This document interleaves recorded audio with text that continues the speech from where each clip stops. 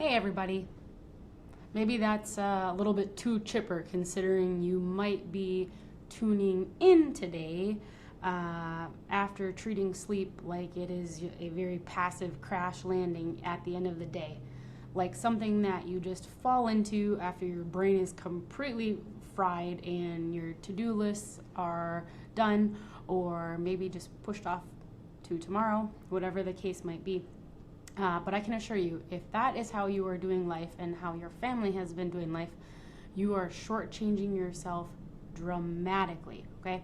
And really, this is an even bigger deal as we are approaching back to school time and life demands will change in big, I was going to say heavy ways. It doesn't necessarily mean bad, right? But they're going to change for sure. The truth is, it's not a luxury. Sleep is not an afterthought. It is something that your body's command center demands for healing, for hormone regulation, for immune function, for memory consolidation, for development. It's truly everything. Are you catching a pattern here that when we talk about what your neural system controls and how everything in your body and in your life and in your health ties together? We're not sugarcoating it, like it truly does. And then when we look at kids, sleep is when they grow. Literally, growth hormone surges when we are sleeping. It is when their brain integrates all of the new things that they've learned from the day.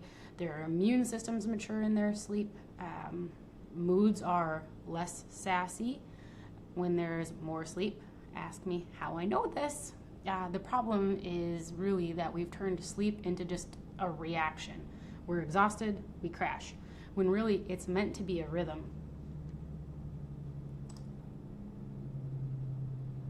So we don't fall asleep, we prepare for it.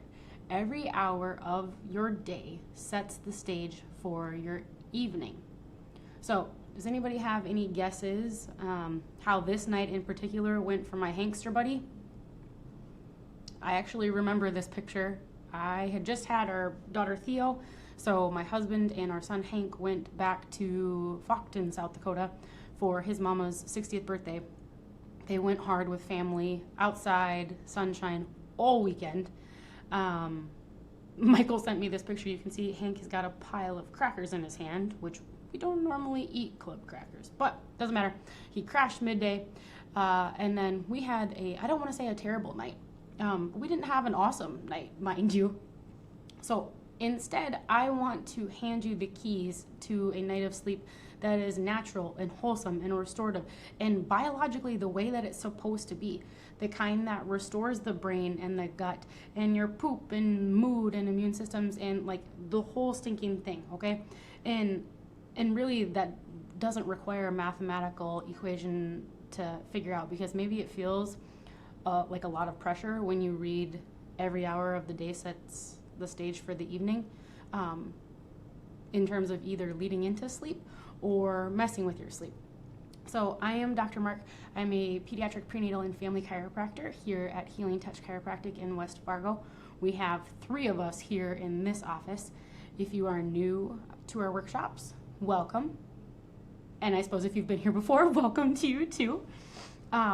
I've spent hundreds of hours studying family health, from pregnancy and birth to childhood wellness, all spheres of helping families encompass truly radiant health. That's what I'm passionate about. That's what my mission is. I get to do it every day. I am incredibly fortunate. But you know, at my core, I am joy and energy and connection. I'm also a morning person. And I'd like to think that I have mastered my own personal sleep rhythm that makes all of that go around. And I remember as a kiddo that actually not being the case. I remember several conversations asking my parents, like, how do you fall asleep at night? Because it was next to impossible for me to fall asleep. I would solve every problem under the stars for like countless hours. I could not shut down. And then mornings, I absolutely dreaded them.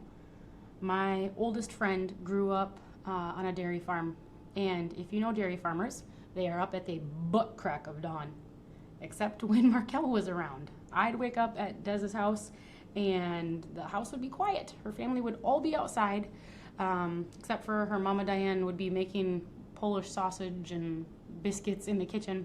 But I'm proud to say I'm not that person anymore, and should any of you invite me to do chores, well, I shouldn't say that I'll take you up on it, but I would be physically able to do it. And that's only because I figured out that sleep is not rest. Sleep is repair, meaning you don't crawl into bed on empty and then expect it to go great, okay? When we sleep, your brain clears toxic buildup, literally brain garbage. This is key for preventing brain fog, for preventing memory issues, and neurodegeneration, okay? Your metabolism and your hormones recalibrate. Think your thyroid, insulin, cortisol. These are pretty big hitters, right? Everybody knows that, and they all depend on sleep. Your nervous system slows down to rest and digest mode during sleep. Emotional stability gets locked in, so we're less snappy in the mornings.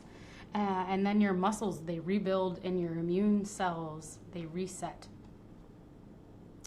This, I can't actually, I don't know cars, so if this picture is not, maybe it's an oil change. I don't know what's actually happening here, but that is my dog Darla, and that is our friend Jordan helping us out. Seemed like an appropriate picture when we're talking about maintenance. But when we're talking about kids, as I said, growth hormone surges at night, brain plasticity peaks at night, so things like language development, focus, emotional processing, these are all processes that are supported with sleep.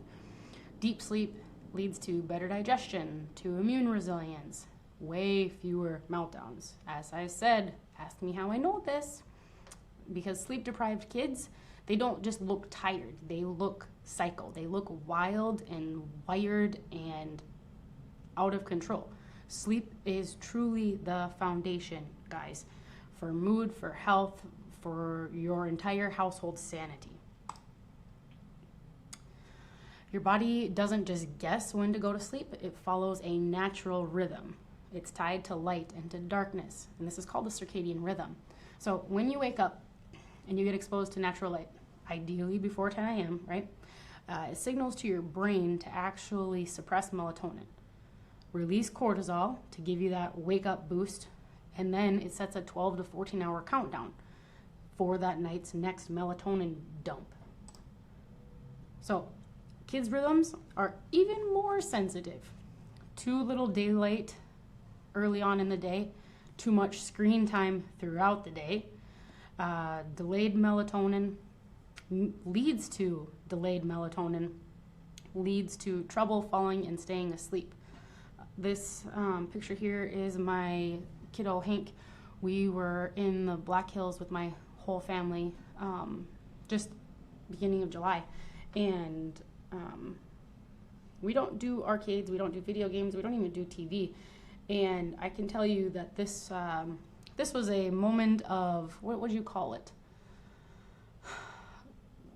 Of compromise, where it was my niece's birthday, so we wanted to do something kind of out of the ordinary, so we did an arcade, and it was sabotage for the evening. Blue light from tablets, from TVs, from phones, from video games. What it does is it confuses your brain into thinking that it's daylight. So for adults, it delays melatonin. For kiddos, it completely wipes it out, like truly. So stay off the screens after you wake up and before you go to bed. People typically associate the circadian rhythm with sleep, which yes, there is a tie. There's a very strong one. But your circadian rhythm is also tied to hormone regulation, to blood sugar control, to temperature control, mood stabilization, autonomic functions. There is a whole host. Healthy sleep is going to help on every plane of your health. I strategically picked this brand of melatonin because it's a good quality brand for a lot of different products. We actually carry Metagenics. That being said, melatonin would not be something we would recommend as a go-to, because you can't talk about sleep and ignore melatonin, which really it is a misunderstood hormone. Melatonin is your body's sleeping time signal. It's made by your pineal gland in your brain when darkness sets in, okay? Which is why dark and light cues are so stinking important. But that typically that melatonin pumping out, dump out, it surges around 9 p.m., okay? It's going to lower your core body temperature. It's going to nudge your brain into sleepy mode. Then as the sun rises in the morning, that cortisol kicks in, and that's what wakes you up. That's what nudges you back into gear. It is elegant. It is precise. It's nature doing what it's designed to do, right? Except we keep messing with it. So as I said, melatonin is a hormone. It's not a sleep drug. It's meant to signal bedtime, not force your kiddo to go to sleep. Or I know adults that try to take it too. But taking it night after night teaches your pineal gland like, meh, I don't really need to make this anymore. So that's going to lead to, of course, problems with sleep, dysregulated body temperature, mood swings, gut problems. And once you know it, all those things lead to worse sleep, guys. Because, like, as I said, it's not even a sleep promoter. It is a circadian rhythm regulator. So if your rhythm is off, you don't need a pill. You need light and timing and consistency. Melatonin hormones, or supplements, I should say, for children, are literally, like, if you were a 90s kid, you remember the Flintstone vitamins. They're still around. Like, how? I don't understand. They're actually garbage. But everybody took Flintstone vitamins when I was a little kid. Melatonin is the new Flintstone vitamin. Everyone tries melatonin. And it hard pass on both the melatonin supplements and on Flintstone vitamins. Kids are naturally wired to produce abundant melatonin if we stop messing things up, okay? That looks like healthy sleep hygiene and habits and routine and removing artificial light. Those things are going to do far more than a gummy ever could. Plus, long-term melatonin is going to affect puberty onset, hormone balance, and mood regulation. So let's talk natural support strategies for both you and your littles. Consistent bedtime and wake times. Our bodies thrive on predictability. Set a bedtime between 9 and 10 p.m. and stick to it, and wake within the relatively same time every day, even on weekends, okay? Kids, the earlier the bedtime, the better. Most kiddos do best between 7 and 8:30 p.m. Are there outliers? Of course there are. But irregular sleep schedules means dysregulated kids, means a house that is chaotic and confining, right? Think of routine like nervous system scaffolding, okay? It's the supports that make everything else go around. Natural light in the AM. I am a proponent, as much time as you can be outside, the better, but especially early in the day. So go for a walk. Open your blinds, sit on the porch. It truly doesn't need to be this big thing. Just 5 to 15 minutes is enough to set your pace for the day. It's free, it's hormone aligning, it's energy boosting. You cannot beat outside time. I mentioned this before, but screens off 1 hour before bed is also crucial. So for adults, if you are doom scrolling in bed, that's going to be lighting up your brain's stress pathways in your brain. So it's literally making it impossible for you to go to sleep. So shut it down. Replace it instead with like stretching or prayer or journaling or stillness. For kiddos, no screens after dinner. Instead, stick to baths and books and snuggles and I wonder if I'm actually missing a page here. Or I mean, not missing a page, but nope, I'm getting ahead of myself. Okay. What were we talking about? Oh, screens. Screens before bed are actually going to, again, mess with your melatonin. It's going to lead to restless sleep, and it's going to eventually wake up your kiddos in the middle of the night, which nobody wants that, right? And number 4, no food 2 hours before bed. Your body can either digest or you can't even see my hands. You can either digest or you can restore. You can't do both. So those late night snacks, not only are they leading to inflammation that your body can't pump out, but it's messing with your sleep. So let dinner and your general eating be done by 6:30, 7 o'clock, if it's possible. This is also going to help your tummy in general. It's going to lead to less digestive drama throughout the night. There are a handful of maybe like bonus holistic resources to support your family's sleep, and you might already have a lot of this on hand. Baths, right? Lavender essential oil is awesome. I like to put it on the soles of my kiddos' feet. Epsom salt baths, reading or storytelling is especially good for kiddos with active brains, which should be all of them, right? Especially if your kids are active throughout the day, they're getting real food, they're drinking water. Grounding, stretching. These are perfect wind down rituals that can signal to your kiddo's brain and to your brain that it's time for something different than the rest of the day. And let's be honest, you can do all the right things. You can darken the room, you can cut the snacks, you can dim the lights, and your family might still be struggling with sleep. Why? Well, if your nervous system is stuck in go, go, go mode, your body physically can't shift into that rest and digest. So that's where chiropractic comes in. Not to worry, okay? Holistic adjustments, especially how we practice here at Healing Touch, it isn't about back pain. It's about restoring communication between the brain and the body, which is going to help regulate the autonomic nervous system, the one that tells your body, hey, it's all good. You can rest. Go to sleep. Time to heal. Saddle up, buttercup. Adjustments are going to reduce the stress input going into your brain. It's going to help it shift into that rest and repair mode, okay? That means fewer cortisol spikes at night, so you're not waking up. It's going to lead to better digestion, so you're not going to be waking up, and you're going to have a happier tummy during the day. It's going to help balance your hormones, and it's going to be deeper, more restorative sleep. We actually see this all the time. Babies who finally nap. Toddlers who stop waking up in the middle of the night. Kids who wake up happy instead of wild. Their nervous systems, not necessarily were they ever busted, but they were overwhelmed, tapped.